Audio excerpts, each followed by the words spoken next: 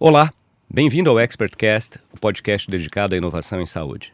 Eu sou Gustavo Meirelles, vice-presidente médico da AFIA, fundador da Comunidade de Inovação em Saúde e presidente do Instituto AFIA. É um prazer ter você conosco para mais um episódio do nosso podcast. Nós abordamos aqui os principais temas relacionados à inovação na saúde, como inteligência artificial, novos tratamentos, monitoramento remoto de pacientes, wearables, entre muitos outros. E no episódio de hoje, eu tenho o prazer de falar sobre um tema muito relevante, palestra que eu assisti recentemente e gostei muito e achei que valia a pena trazer aqui para o ExpertCast para que vocês pudessem conhecer mais sobre a pessoa e o conteúdo. Eu tenho o prazer de receber aqui o Rogério Melzi. O Melzi é um executivo brasileiro que tem MBA por Stanford, trajetória marcante em grupos como Ambev, Suzano e Estácio, onde ele foi inclusive CEO. O Melzi é cofundador do grupo Hospital Care e atualmente atua em conselhos de empresas como a Cirela e OP Health, além de mentor de startups e empresas em crescimento com forte atuação em gestão, estratégia e governança. Eu assisti uma apresentação dele sobre estratégia, uma visão para os próximos 10 anos e gostei tanto que trouxe o Melzi aqui para a gente falar de tendências em saúde, educação, um papo descontraído, aberto. Muito obrigado, Melzi, pela presença. Sou eu quem te agradeço, para mim é uma honra. Espero estar à altura, né? Você levantou bastante tá muito barra, mais, né? muito mais do que a altura, né? Foi uma palestra prazer. super inspiradora que me deixou com vários insights depois. Gostei muito do modelo da casa que a gente vai falar aqui hoje, do jardim. Tem muita coisa boa para o pessoal poder saber mais. Já são 3 décadas e meia de jornada, né, de carreira, então a gente vai acumulando muito conhecimento, né? O que eu tenho feito nos últimos anos, de alguma forma, é aprender a passar isso melhor, inclusive usando algumas dessas figuras, né, que facilitam bastante a compreensão. Vamos ver se a gente consegue de novo hoje. Com certeza, com certeza. A gente vai começar falando sobre estratégia, né? Acho que é um ponto que muita gente fala, mas não executa da forma correta. E você fala da estratégia como um conjunto de escolhas. Então, o posicionamento da empresa, os seus diferenciais, o público-alvo. Como é que essa visão estratégia se aplica hoje a setores como saúde, educação, que estão muito pressionados por mudanças rápidas? E você foi CEO de um grande grupo de educação. Eu queria que você contasse um pouco a respeito disso. Pois é um tema que desde sempre me fascinou, porque eu acho que a estratégia é o norte, é aquela estrela que você mira, aquela ilha que você quer navegar e você quer chegar um dia, e você precisa fixá-la, de preferência logo no começo da sua jornada empresarial. Seja na criação, na fundação de uma empresa, se você é o founder, ou então no início da sua jornada enquanto um CEO, um C-level, né? É preciso estabelecer qual é o destino dessa nossa grande jornada, né? Estratégia tem muito sim a ver com escolhas. Então, desde o meu começo da minha carreira, eu procurava, mesmo quando eu ainda estava distante do C-Level, eu procurava entender o que tinha por trás da cabeça de quem estava tomando essas decisões, né? Quer dizer, onde que essa empresa quer chegar. Agora, toda vez que eu faço uma escolha, eu também faço uma renúncia, né? Uhum. Então, definir uma estratégia é também saber falar não, certo? Então, estratégia necessariamente é uma coisa de longo prazo. Quando eu penso na estratégia da minha empresa e eu começo a fazer escolhas, eu começo a pensar, de fato, que mercados que eu quero atuar? Que público que preferencialmente ou prioritariamente eu vou atender? Quais são as armas ou diferenciais competitivos que eu vou ter que desenvolver para poder ter uma chance maior de vencer o jogo que eu mesmo estou decidindo jogar? Aliás, com quem eu quero competir, ou contra quem eu quero competir, ou com quem eu não quero competir, pelo menos no primeiro momento, né? Essas são escolhas estratégicas que vão nos levar a tomar decisões estratégicas, decisões de grande porte, de grande impacto, decisões que têm risco. Então, por exemplo, verticalizar uma cadeia de produção é uma decisão estratégica. Internacionalizar uma empresa não é uma decisão que você toma na mesa da diretoria, você toma essas decisões, né, junto aos sócios, envolve capital, envolve risco, envolve um alinhamento, né, muito grande. Então, esse para mim é o mundo da estratégia. Se eu tenho que mudar a minha estratégia de tempos em tempos, é porque eu não tinha uma estratégia. Esse para mim é um fato da vida. Então, quando eu penso estrategicamente, eu preciso pensar em um conjunto de escolhas, de renúncias, um posicionamento como queira, que tem uma chance grande de sobreviver às intempéries, de sobreviver às mudanças. O problema é que essas mudanças estão se tornando muito mais frequentes, aparentemente picos maiores do que a gente tinha antigamente. Por outro lado, elas tendem a se resolver mais rápido, né? Eu vejo hoje grandes crises que talvez levassem 10, 15, 20 anos para serem resolvidas, né? Na geração anterior. Hoje, 2, 3 anos, você nem lembra mais. E, de repente, você fazer parte de um mundo que tem guerra é algo cotidiano, o que eu acho que não era uma geração atrás. Pois é. Ainda assim, a tua estratégia deve ser a prova, na medida do possível, dessas intempéries que você não controla. Então, o que você muda? O que você pode e deve adaptar com o tempo é o seu planejamento estratégico, que é uma outra coisa. Se a estratégia é um conjunto de escolhas e renúncias, a estratégia basicamente está dizendo o que é que eu quero para a minha empresa. Agora, o planejamento estratégico vai dizer como eu quero. É por isso que planejamento estratégico a gente pode e deve rodar de tempos em tempos, de preferência com alguma ajuda externa, porque aí sim é preciso levar em consideração o que está acontecendo naquele período de tempo. Eu não vou sacrificar a minha estratégia, eu não vou mudar de público, eu não vou mudar o meu produto. É claro, eu não estou falando aqui de uma startup. A startup, quando nasce, é um princípio da startup que ela vai testar, ela pode pivotar até o dia que ela encontra, né, o seu caminho, a partir dali ela vai seguir. Mas a hora que ela chegou num determinado patamar, eu acho que essa regra passa a aplicar também. Então, de tempos em tempos, eu rever o meu plano que me leva àquela estratégia, acho super pertinente. E aí sim, se eu tenho um momento que eu não tenho liquidez no mercado, se eu tenho um momento onde todas as empresas estão muito alavancadas, como é o caso agora, talvez não seja o melhor momento para você ser ousado, para você investir, para você crescer, para você falar em M&A, ou talvez seja, se você se preparou para esse momento e de certa forma anteviu o que ia acontecer. Então, estratégia o quê? Planejamento como? Estratégia 10, 20, 30 anos se possível. Está muito ligado à governança, muito ligado a sócios. Planejamento, muito ligado a conselhos, C-level, presidente, CFO, diretor de planejamento, não é isso? Esse sim, esse de tempos em tempos eu preciso ajustar para ver se eu vou sobreviver nos próximos anos. Muito bom, muito bom. E eu me lembro você contando também na apresentação dos seus ciclos como CEO da Estácio, um grande grupo de educação, com diversas transformações que foram acontecendo ali ao longo do tempo e os principais aprendizados que você teve, os erros e acertos. Se você puder contar um pouco mais sobre isso também, vai ser muito bacana para quem está nos assistindo. Claro, claro. Veja, eu acho que a Estácio é um caso muito interessante, até porque foi muito falado na época, né? Estácio, Croton, Anhanguera, foram antes, né, da AFIA aparecer com uma estratégia diferente das demais, né? Naquele primeiro ciclo do ensino superior, eu acho que houve uma prevalência, por assim dizer, desses nomes. Logo depois vieram alguns outros grandes nomes, como a Cruzeiro, que já era, né, uma instituição também antiga, mas que também decidiu crescer por ali, a própria Ânima, né? Mas, voltando a Estácio, a Estácio sempre teve uma estratégia. A estratégia da Estácio eu herdei. Ela foi pensada, né, ela está no DNA da empresa, na sua incepção. Lá na década de 70, por um juiz de direito do Rio de Janeiro, né, o Dr. João Shoa, que percebeu que o jovem classe média, o jovem mais humilde, também poderia, talvez deveria ter acesso ao ensino superior. Então a ideia dele é levar o ensino à altura, justo, de boa qualidade. Evidentemente, não era a intenção dele comparar isso com o que uma PUC, uma USP pode fazer, mas levar um bom ensino, né, pro jovem, ou talvez não tão jovem, porque é aquele jovem que não tinha conseguido ir para faculdade, como nós fazemos, né, logo após o segundo grau. Um outro perfil de aluno, outro perfil. E a ideia era, nós precisávamos criar modelos, né, para levar o ensino superior para essa camada esquecida da população. E a grande sacada do Dr. João, né, que poucas pessoas se dão conta, ainda lá na década de 70 no Rio, é que essas pessoas não queriam vir estudar nos locais que onde já estavam ali os campi, principalmente na zona sul do Rio, no caso, né? Porque elas se sentiam acanhadas, elas entendiam que não era uma questão de transporte, não era uma questão de acessibilidade, mas era uma questão, eu não pertenço àquele mundo. Eu não vou chegar na zona sul, eu não vou saber me vestir, eu não vou saber me comportar, os meus colegas, de certa forma, eu vou ficar inibido, ou inibida, né? Então ele decide fazer o contrário, ele leva o campus até os alunos. Por isso que a Estácio é uma universidade hoje, né, que tem campos espalhados pelos subúrbios. E ele decide fazer isso, inclusive, usando shopping centers, que eram locais de bom acesso, de segurança, onde não chovia, tinha transporte coletivo, tinha restaurantes, tinha vida. É genial, é absolutamente genial. Eu levo o ensino até você e agora eu perco aquela inibição e eu aceito que eu posso também buscar uma vida melhor. Esse é o DNA. Eu não vou mudar isso, Gustavo.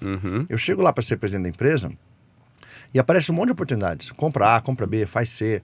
E a gente diz, não, esse é o nosso negócio. Agora, Isso é a estratégia. O plano estratégico eu mudo. Por quê? Porque em 98 para 99 tem uma grande mudança regulatória, que agora permite, né, o ensino superior com fins lucrativos, vem o ProUni, enfim, logo depois vem o FIES, e aí você tem uma onda de crescimento ali que vai ser disparada, deflagrada com a chegada do capital, que é sempre assim, né, uma grande mudança regulatória, como é em saúde, chega capital via fundos, via bolsa, e começa a acontecer aquela onda de consolidação. Isso nós estávamos lá no meio naquela hora, mas nós não desviamos da nossa estratégia. O que nós fizemos foi preparar uma máquina para ser uma consolidadora neste segmento, não precisamos sair dele. Tudo que foi feito naquele momento, naquele ciclo de 12, talvez 10, 12, 15 anos talvez, né, foi sem mexer na estratégia, aproveitando o ciclo que nós vimos. E que se encerra a partir de 2014, 2015, né, com a crise ali do Dilma II, o fim do FIES. Claramente ali você passa uma linha e diz, olha, isso que nós chamamos de ciclo de expansão do ensino superior, que pegou toda aquela população represada, isso acabou.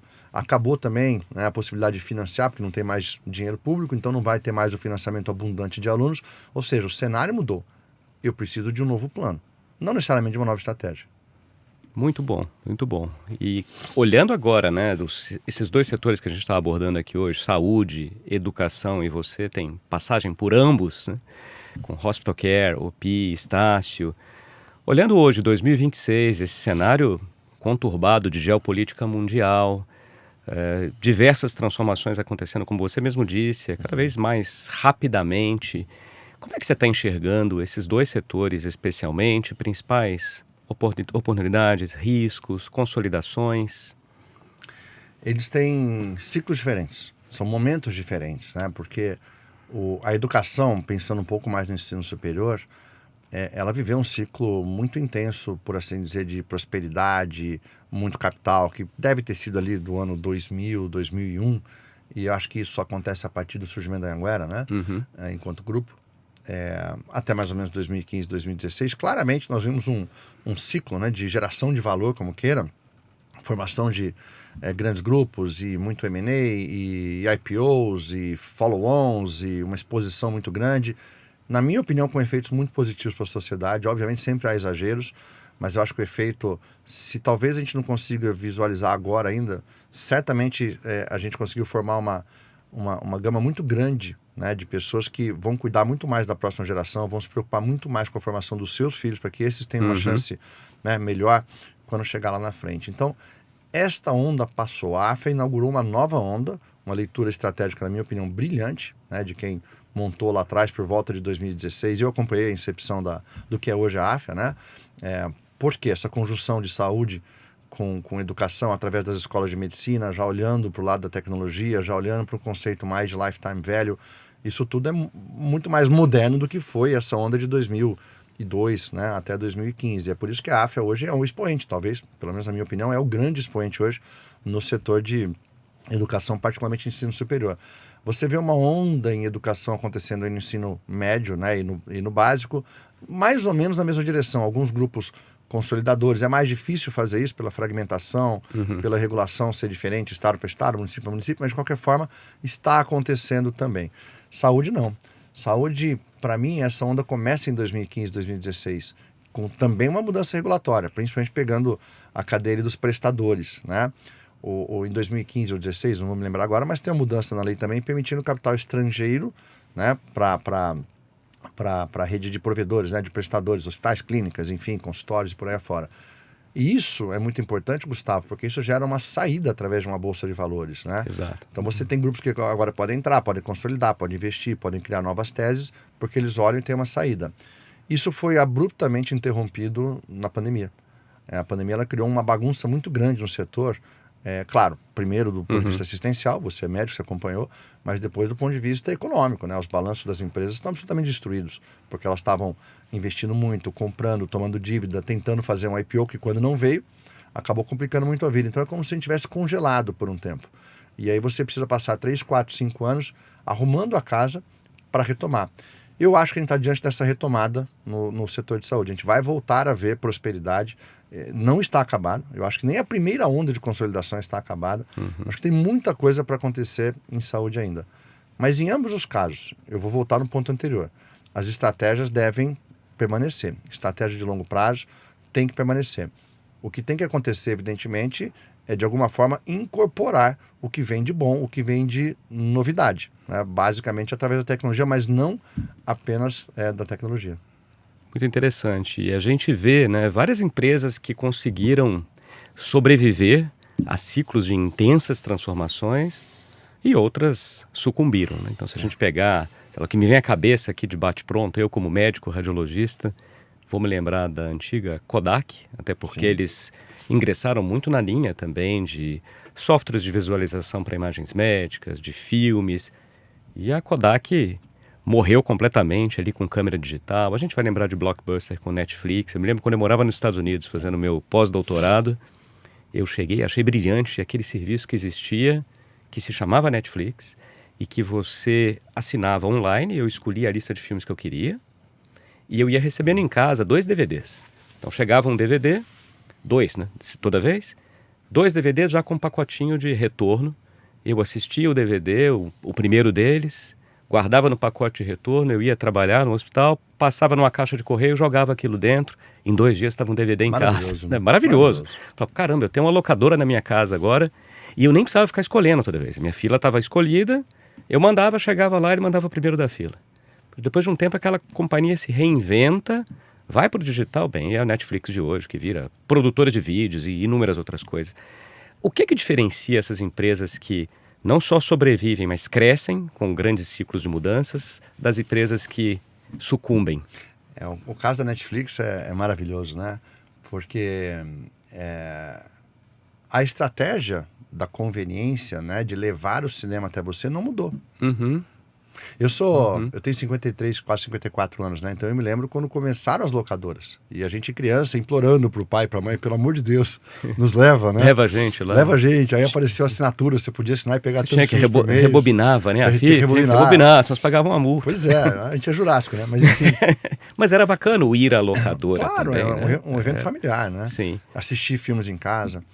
Tudo tem seu valor. Mas voltando, né? A Netflix, repare, ela de fato muda. Quando ela toma a decisão, se não me engano, em 2012 ou 2013, ela lança lá o House of Cards, ela entendeu que ela tinha criado um modelo baseado no streaming, mas esta revolução tecnológica, é isso que eu falo, a sacada da Netflix não é o streaming em si, não é a revolução tecnológica, é a conveniência, é eu querer levar até você. O streaming é o meio que ela encontra. E outrora foi o envelope. Mas agora, que inclusive levaram 20 anos para desativar, foram desativar em 2022 ou 2023 o serviço de correio lá, né? Enfim, de entrega. Mas quando eles percebem que o streaming tinha se tornado uma tecnologia comum, portanto acessível, o que eles pensam? Olha, não, qualquer estúdio agora pode fazer isso. Então faço eu. Aí eu crio o House of Cards e eu agora vou produzir. Por isso que quando eles quiseram comprar a Paramount agora, né? Foi essa confusão toda, né? Lá no Paramount, não, desculpe, a Warner. E a Paramount brigando com eles, né? Foi essa confusão toda porque estão dizendo, olha, se fizerem isso acaba com Hollywood. Não dá, né? Intervenção, Trump, não sei o que, e acabou que não compraram, né? Então, mas repara, a estratégia deles, na minha opinião, né? Então o que precisa para você surfar nessa onda? Para mim, primeiro, governança. Você precisa ter dono, visão de longo prazo, clareza, porque é muito comum, principalmente em países como o nosso no Brasil, onde você tem uma volatilidade muito grande, o Brasil muda a cada 2, 3 anos, o passado no Brasil muda, e você tem uma ansiedade que é natural desse ambiente. Então, se você não tem quem defende uma visão de longo prazo na empresa, quem resiste a eventuais ataques, uma Cirela com o Eli Horne, né, de quem eu sou um fã, confesso, né, que está lá, sei lá, 50, 60 anos, é a visão dele que está lá. Então a empresa hoje, para mim, é a melhor incorporadora do Brasil, super rentável, vivendo seu melhor momento, apesar da confusão. Por quê? Porque ela tem uma visão de longo prazo, ela não sucumbe às tentações de curto prazo, não é? Então, a primeira condição para mim é você ter essa visão de longo prazo, esse compromisso com o longo prazo atrelado a uma condição, né, interna de governança que te permita não ter que mudar a cada instante, não ser atacado, não ser questionado pelo mercado ou por minoritários e por aí afora. Mas isso só funciona, na minha opinião, se estiver atrelado a uma capacidade de compreender o que está acontecendo e uma disposição a tentar o novo. Porque se você fecha o olho também, se fecha em copas naquilo que você elaborou lá atrás, como a Kodak entende que não, apareceu digital, caiu no meu colo, eu não quis fazer, porque eu não quero estragar meu próprio mercado. Olha, é melhor eu estragar meu próprio mercado do que deixar alguém fazer. Que na prática é o que aconteceu. Não é? Então, para mim, essa combinação desse poder, né, de você ter uma grande empresa, criar uma grande empresa, criar um grande negócio, ter poder econômico, que é uma Amazon, que está aí há 30 anos, né, e hoje talvez a empresa mais dominante, né? Não sei, do mundo, né? Enfim, olha o que ela mudou. Mas está lá o Jeff Bezos desde sempre, aquela leitura, compromisso em fazer o mais barato, né? E o melhor serviço, né? Agora vai lá entregar em 1 hora. Imagina, você compra uma coisa na tua casa, o compromisso de entregar em 1 hora na tua porta. Impressionante. É demais. Impressionante. Né? Mas repara, essa visão de longo prazo, o controle, a disposição de tentar o novo. Para mim ainda tem mais uma camada nessa história, que se você tem, é melhor ainda, que é um excelente sistema de gestão. Quando você tem um sistema de gestão bem montado, a guinada estratégica, quando definida, é muito mais fácil. Porque você encaixa com muita fluidez, né, os novos rumos, um projeto novo. Basta eu levar a empresa naquela direção. Poxa vida, eu não vou mais premiar, por exemplo, com bônus ou com reconhecimento quem está andando na direção antiga. Não, é o seguinte, agora a gente vai para cá. É um produto novo, é uma área nova, eu tenho que valorizar, eu não quero a gente brigando conosco mesmo. Então, quando eu combino essas 3 coisas, eu acho que essas empresas são muito difíceis de bater, mas muito difíceis. Infelizmente, a gente está chegando aqui no final do nosso primeiro episódio. Vou deixar uma última pergunta muito ligada ao que você trouxe agora. Você citou o Eli Horn, Cirela, empresa que está indo super bem e tem essa visão de dono, né? Então, mesmo quando é uma empresa, vamos chamar de familiar, que depois vai se estruturando, com todas as suas dificuldades de empresas familiares também, entendo que essa visão de dono, seja ele o dono de fato ou os executivos assumirem esse posicionamento, faz muita diferença, né? Total diferença. Assim, o senso de dono, né, Gustavo, ele tem um lado que é muito software. Então, os executivos que se sentem dono, que têm uma atitude, que é o que aconteceu, na minha opinião, na Ambev, né, que eu acho o maior caso de geração de valor e através da gestão, né, pelo menos da minha geração, eu tive o prazer de conviver, né, com as pessoas que criaram todo esse modelo por uns 5 anos. Ali, todo mundo tinha uma responsabilidade, um senso de ownership, né, de propriedade, mesmo que você não tivesse, os que tinham ações, né, como parte dos planos executivos, mais ainda, mas os que não tinham também. Era uma coisa impressionante como eles tinham conseguido levar, por várias camadas da organização, esse senso de responsabilidade, né, de que, puxa vida, o resultado final, seja ele o econômico ou não, o não econômico, o qualitativo, a satisfação, ele é meu problema. Eu não terceirizo, eu não delego, eu não justifico. Eu entendo e eu ajo. Isso para mim é absolutamente mágico. Agora, por mais que isso seja absolutamente importante e ajude demais, no fim do dia, o poder decisório está na governança. Governança é quem governa. Quem governa é quem pode, né, ditar os rumos, quem tem as cotas, quem tem as ações. Então, quando isso é acompanhado de uma governança, e lá você está falando do Jorge Paulo, do Marcel, do Beto, né? Que souberam fazer as costuras necessárias, mesmo quando eles fundiram com a Interbrew, e se a gente se lembra, eles tinham menos ações do que a própria Interbrew, né? E construíram um acordo para depois comprar a Budweiser. Ou seja, quando esta governança está bem pensada, bem resolvida, e está combinada com essa sensação de dono, você tem uma Ambev. Agora, se você consegue, a duríssimas penas, criar essa sensação e não resolve, de alguma forma, essa governança aqui em cima, você corre o risco de, depois de 5, 10 ou 15 anos, na primeira crise bombástica que vier, você deixar tudo a perder. Muito bom, Melzi. Olha, obrigado aqui pela presença. A gente vai continuar o papo no nosso próximo episódio. Vamos falar da casinha que eu tinha citado aqui no início. Muito obrigado mais uma vez por ter aceito o convite aqui do ExpertCast. É uma honra. Bem, para você que está nos ouvindo ou assistindo, vocês viram agora aqui o que eu tive o privilégio de assistir há algumas semanas, Rogério Melzi, falando sobre estratégia, planejamento estratégico, tendências em saúde e educação. A gente vai continuar essa conversa com ele no nosso próximo episódio. Não deixe de curtir o ExpertCast na sua plataforma preferida de vídeo ou áudio. Nos dê 5 estrelas, compartilhe com seus amigos, contatos, divulgue bastante, porque é assim que a gente faz chegar informação de qualidade àqueles que mais precisam. Não deixe também de acompanhar a nossa newsletter. Nós já tivemos 2, teremos em breve a 3ª newsletter mensal. Você consegue encontrá-la no link que está aqui na sinopse do episódio e também em expertcast.com.br. E por fim, acompanhe a comunidade de inovação em saúde. Nós já somos mais de 14 mil interessados no tema. Você encontra os links para os nossos grupos de WhatsApp, para a nossa página no LinkedIn, em inovaçãosaude.com.